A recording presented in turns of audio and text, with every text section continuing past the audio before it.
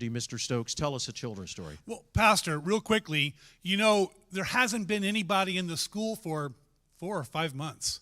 It's getting a bit dirty, didn't you? Have you noticed that? Yes. It's a lot of dust, but I figured it out. I'm going to go around just all by myself, and I'm going to start cleaning. You want to see what I'm going to clean with? What are you going to clean with? Come here, let me show you. This is my new broom. Wow, just a single little straw, huh? Yeah, it's taking me a while. But I came up with an invention. I thought, well, I don't need that gigantic broom. I'm only one person. Uh-huh. So what do you think? You think that'll work? It's going to take you a long time to clean without. Yeah, so I got an idea. I invented something new.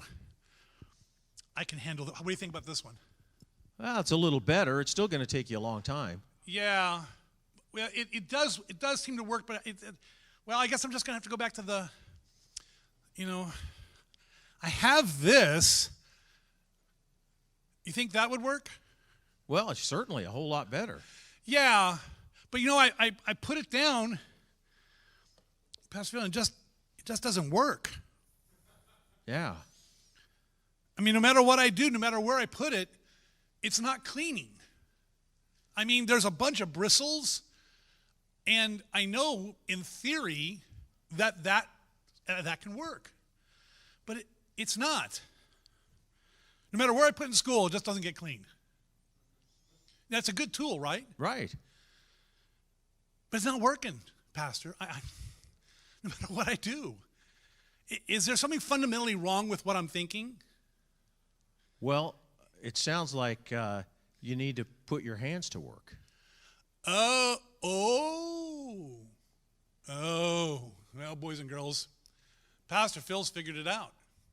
You see, I can have the tool, and it will clean. And all by my little lonesome self, my special invention here, that's just not going to work.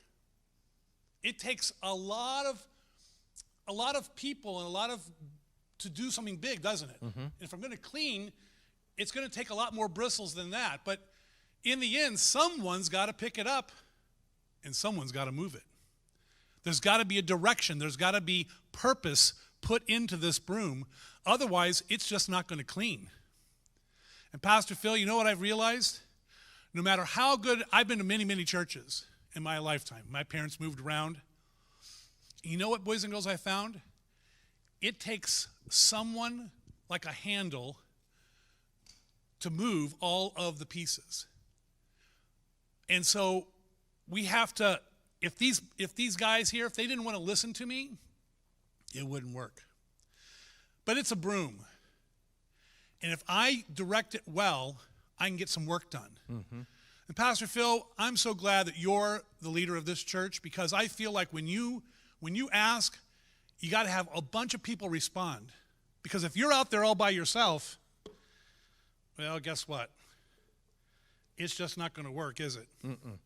You see, if the pastor's the only one working, it's hard. And if you get a few more people to work, well, that's okay, but that takes a while. It takes a whole church under the direction of a good pastor to finish the work that God has set us to.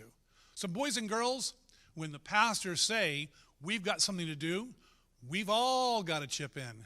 We've all got to work. We've got to come together and allow the pastor to move the broom, to move the congregation. We have to listen to God, because God's leading all of us. Amen. And God's the one that holds us together. Mm-hmm.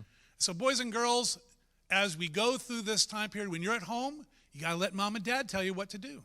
You got to stick in there and be a part of the team. And when the church is, and your leaders in the church say it's time to do something, everyone's got to get together, because I got to tell you, Pastor Phil, if that's the way we're going to get Jesus to come, we're in trouble. That's right. So boys and girls, chip in. Be a part of the team. Let God hold us together, and let somebody move the broom. I know it'll happen. We'll see you soon at school.